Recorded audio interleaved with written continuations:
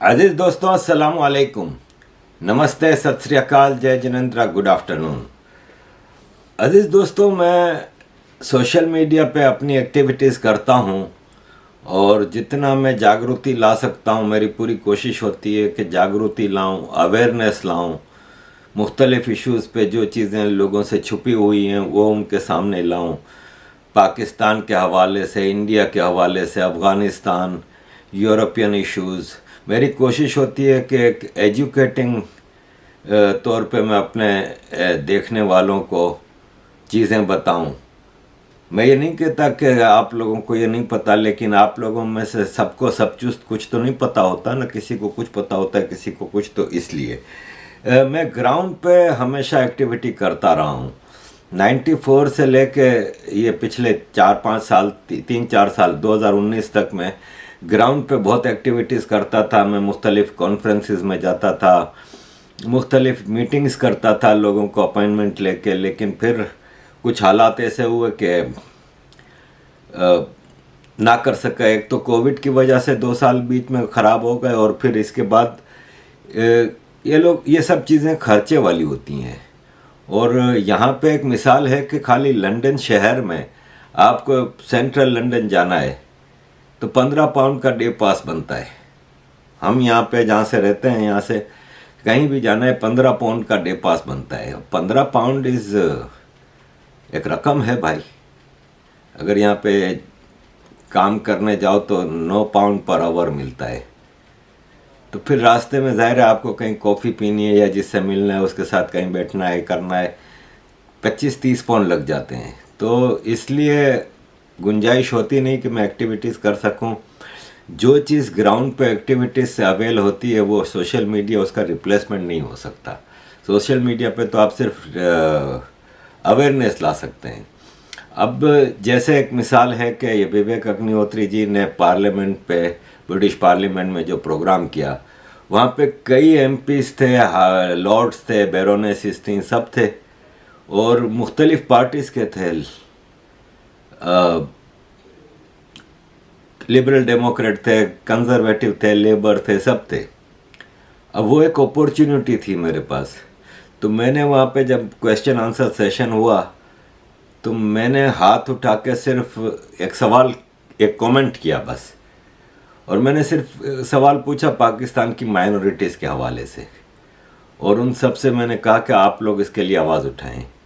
वो 1-1.5 मिनट की जो कमेंट है वो भारी पड़ती है पूरी 2 घंटे की एक वीडियो से, क्योंकि you are passing the message to concerned people जो कि कुछ कर सकते हैं।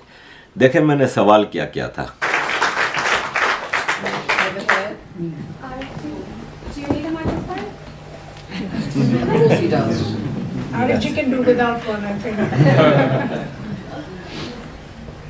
Thank you, madam. I happen to be the minority in this room because I am perhaps the only one born in Pakistan in this room.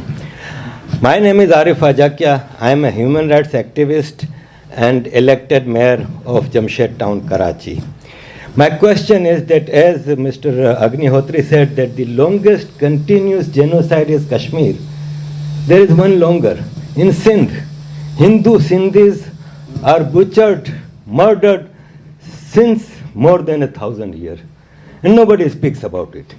Mr. Jonathan said that we should have courage to tell our story. I come from that area. Today, Hindu girls are abducted, gang raped, converted by force, and married by force to that rapist, and nobody speaks about it. My request to members of House of Commons and House of Lords, please raise this humanitarian issue. Thank you. अजीज दोस्तों, इसी तरह हम Nehru centre गए, और Nehru centre में भी विवेक जी का जो प्रोग्राम था उसमें भी मुख्तलिफ लोग थे, लेकिन उसमें ज़्यादातर इंडियन थे, लेकिन फिर भी वहाँ पे कंजर्वेटिव एमपी बॉब ब्लैकमैन थे जो कि काफ़ी एक्टिविटीज़ करते हैं इंडिया के लिए। इसके अलावा काफ़ी काउंसलर्स थे, काफ़ी पॉलिटिशियंस थे लोकल ब्रिटिश, और इंडियन एक हाई कंपनी थी, वहाँ पे काफ़ी लोग थे जो यहाँ पे मुख्तलिफ़ फील्ड्स में अच्छी पोजीशंस पे हैं।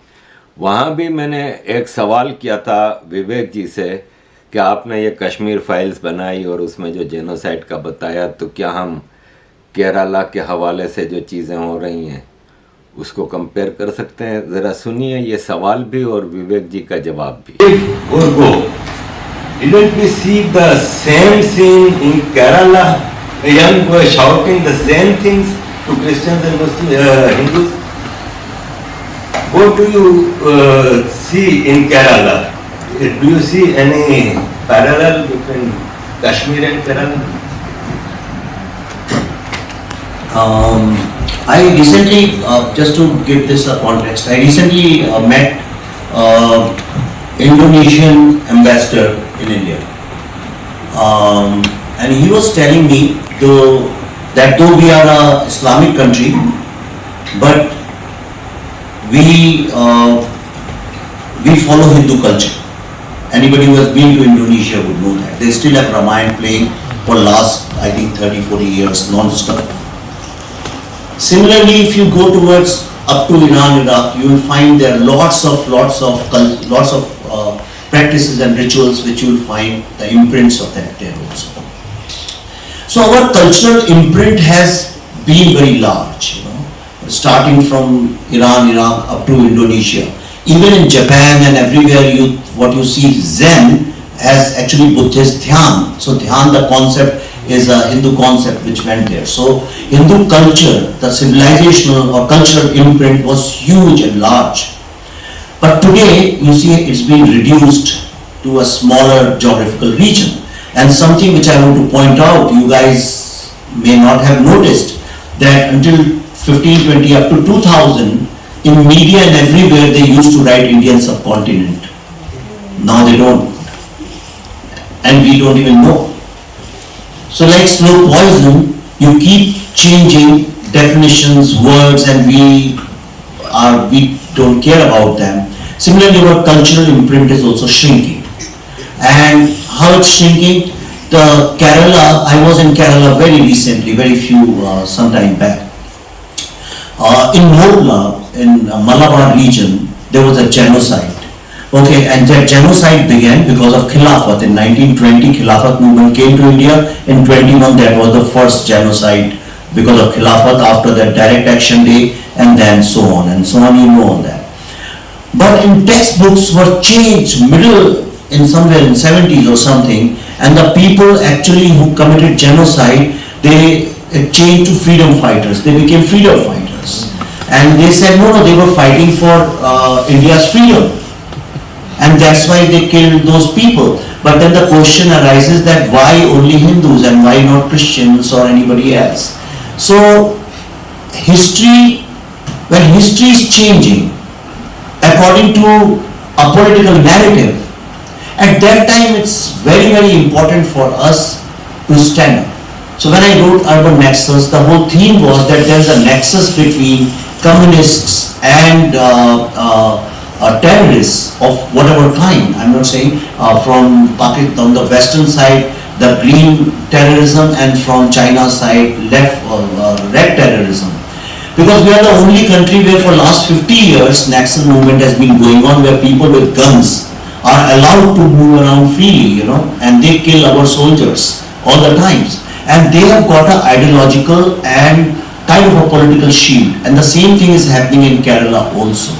You saw that child, you saw the video, what is that child saying? Same thing, he's saying if you have to live here, you have to listen to us and follow our faith, otherwise we'll kill you and cut you like vegetables. That's exactly, I think, is the gist of the whole thing.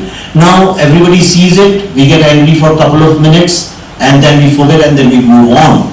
And everybody, the people who are hardcore, people who want to damage you, destroy you, disintegrate you, whether in India or in Britain or anywhere in the world, they understand this psychology very well. And that's why you need artists in this world to tell stories. And that's what I'm trying to do. Perhaps after 1.5 years, when my next film comes, maybe this Kerala will find an important place in that film.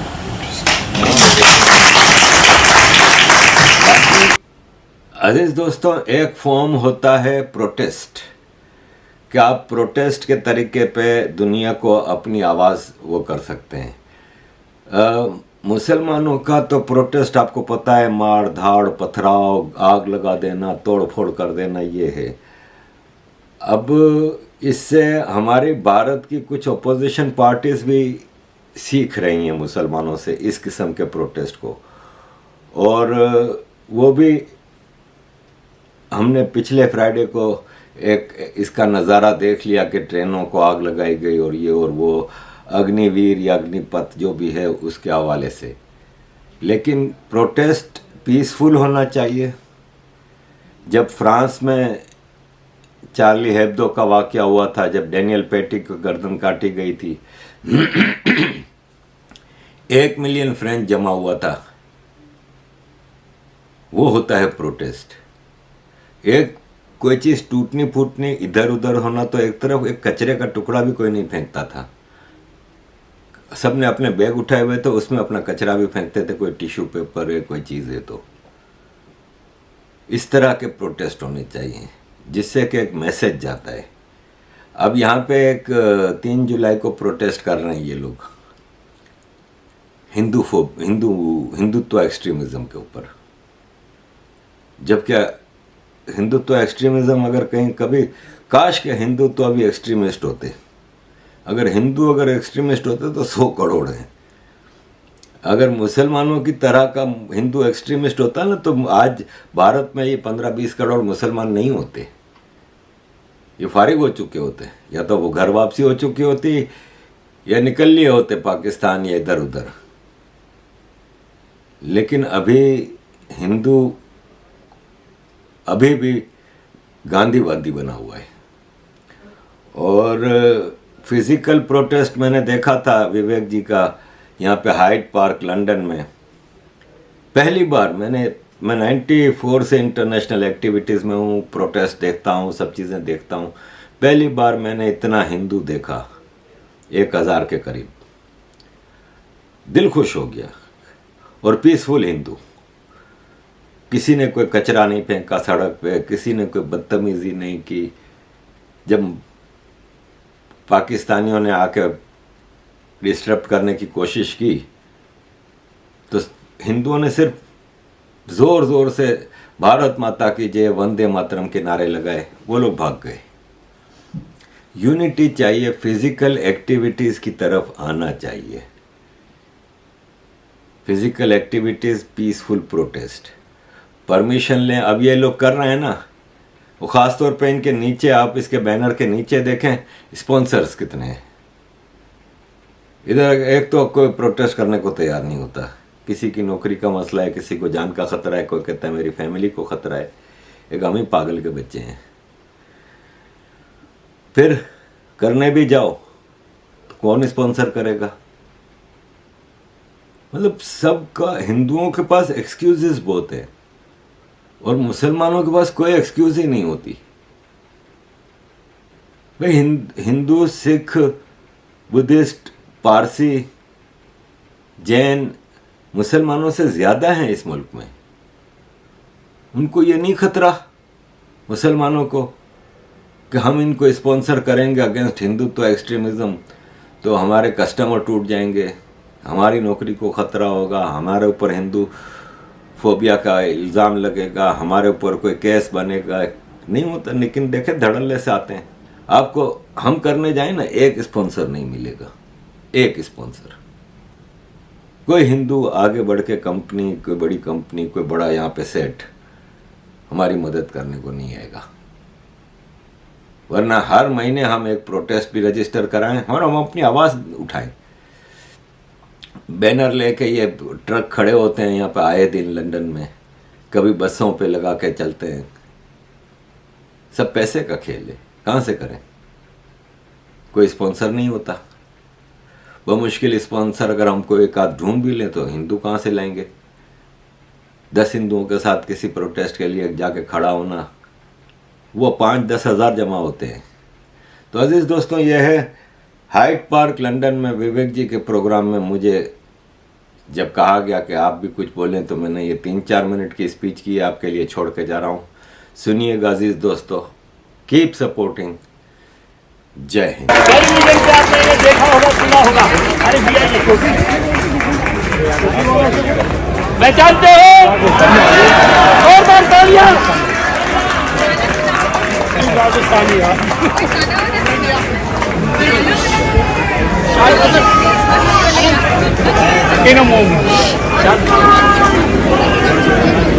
अजीज दोस्तों नमस्कार।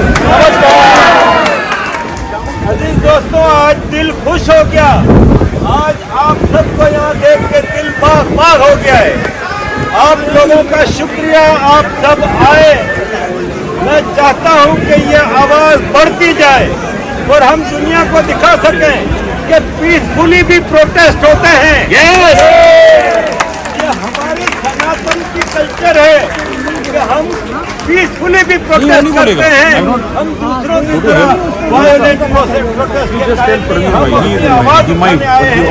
विवेक अग्निहोत्री जी ने हमें एक आवाज़ दी है। उन्होंने एक film बना के वो सच्चाइयाँ सामने रखी हैं जिसमें कोई बात करने को तैयार नहीं था। और डॉक्टर विवेक कौल और उनकी टीम ने आज के मौके पे आप सबको जमा किया है।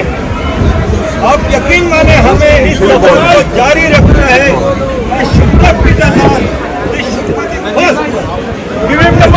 वो है